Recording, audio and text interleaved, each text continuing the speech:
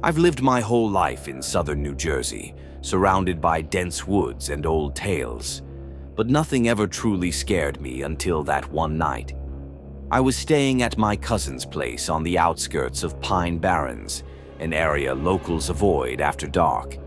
He'd warned me about the howling, but I thought it was just stories. I was wrong. Around midnight, I woke to a strange noise, something between a scream and a howl. It pierced the silence, rattling the walls. I sat up, heart pounding, my breath caught in my throat. The howls grew louder, closer. I grabbed a flashlight and crept outside. The woods were deathly still, save for the screeching. Then I saw it. Its red eyes gleamed through the trees, and a massive winged shape slithered between the branches. The New Jersey Devil. Frozen, I couldn't breathe, couldn't move. The howling was coming from all directions now, surrounding me.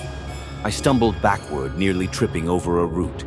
I ran. No thought, just instinct, and didn't stop until I was back inside, shaking. The next morning, I tried to brush it off, but the howls still echoed in my ears, relentless, even now. I knew I'd never be the same. I thought I had escaped it that night, but the howls never left my mind, and soon, they followed me. Every night since, they've crept in at the edges of my dreams, sharp, guttural sounds that twist into nightmares. And every morning I wake with the distinct feeling I'm not alone. It's like something is always watching, waiting. The other day I found claw marks on the door of the cabin, long, deep gouges, like something had tried to get in. I asked my cousin about it. He just shook his head. "You don't mess with it. It's cursed. It never lets go." That's when I realized it was already too late.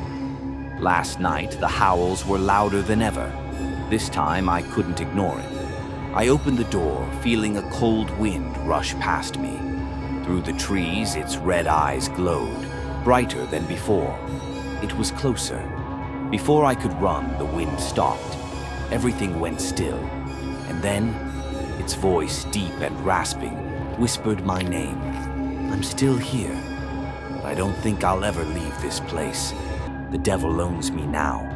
The howls came again that night, closer this time. I tried to lock the doors, but the house felt too small, too fragile. I could hear it scraping at the walls, its claws dragging over the wood. I grabbed my car keys and ran, desperate to escape, but the road was blocked by something too large to be a shadow, too monstrous to be real. Suddenly, a voice, guttural, almost human, whispered in my ear, "You can't leave." The next morning, they found the cabin, empty. No trace of me, just deep, bloody scratches carved into the walls, and the howls still echo. I never should have taken that detour. It was supposed to be a short hike through the woods, nothing special. But the deeper I went, the darker it got. The trees were thick here, their branches twisted into unnatural shapes, blocking out the sun. As I walked, a chill crept up my spine, but I brushed it off.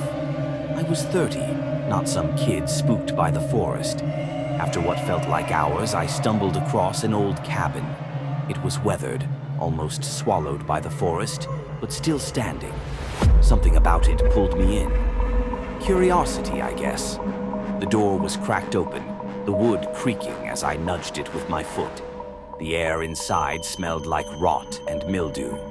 "Hello," I called, though I wasn't sure why. There was no answer, of course. I took a few cautious steps inside. The floorboards groaned under my weight, and I could feel something was wrong. The house felt wrong, cold, even though the air outside was warm. As I glanced around, my eyes caught a small mirror hanging on the wall. But the reflection wasn't right. It was blurry, shifting like water. And then I saw it. A figure standing behind me, its eyes hollow and dark. I spun around, but the room was empty. Heart racing, I backed up, but as I did, I noticed something in the corner of the room. A trapdoor leading down into the darkness. Something about it called to me, pulling at my thoughts. It didn't feel like curiosity anymore. It felt like a command. I opened the trap door. The stairs beneath were steep, covered in dust and webs. I hesitated, but the urge was overpowering. I had to go down. The air down there was suffocating, thick with something foul. I flicked on my flashlight, but it only seemed to make the shadows grow longer. That's when I saw it. A figure crouched in the far corner. Its skin was pale and stretched tight over bone, like it had been pulled from the darkness itself. It grinned at me, its mouth wide and too long for any human to have. And then it spoke. "Come closer," it hissed. "I've been waiting." I froze. The voice wasn't human. It felt like the earth itself was whispering, like the forest wanted me to join it. The creature lunged. I bolted, heart hammering in my chest, the sound of its claws scraping against the stone floor behind me. I didn't look back. I didn't dare. The moment I reached the trap door, I scrambled up the stairs, slamming it shut with every ounce of strength I had. I ran. I didn't stop until I reached my car, gasping for air, hands shaking. I couldn't explain what had happened, only that the forest wasn't just a place. It was alive, and it wanted me. I never went back. But sometimes when I close my eyes at night, I feel its eyes watching me, waiting.